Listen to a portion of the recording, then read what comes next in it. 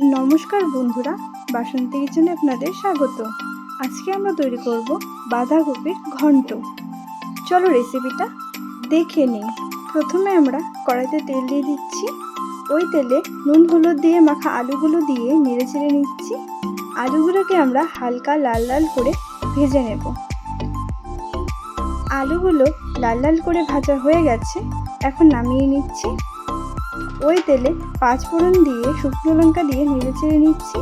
এখন এর মধ্যে তেজপাতা দিয়ে কুচনো বাঁধাকপিগুলো দিয়ে দিচ্ছি।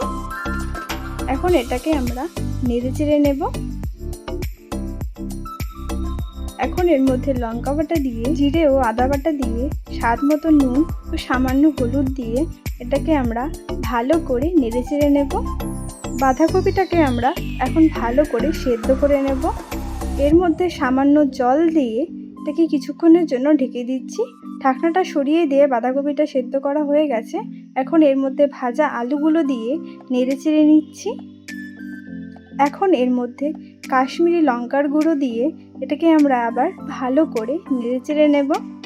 এটাকে আমরা এখন ভাজা ভাজা করে নেব। তার জন্য আবার এটাকে আমরা কিছুক্ষণের জন্য ঢেকে দিয়ে ঢাকনাটা সরিয়ে দিয়ে বাঁধাকপিটা ভাজা ভাজা হয়ে গেছে, সামান্য গরম মশলা দিয়ে এটাকে আমরা ভালো করে নেড়ে চেড়ে নেব।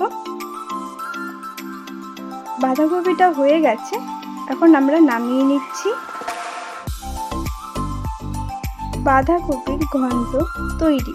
আপনারাও বানিয়ে দেখবেন, খুবই ভালো লাগবে খেতে। রেসিপিটা ভালো লাগলে লাইক, শেয়ার ও কমেন্ট অবশ্যই করে দেবেন। ধন্যবাদ।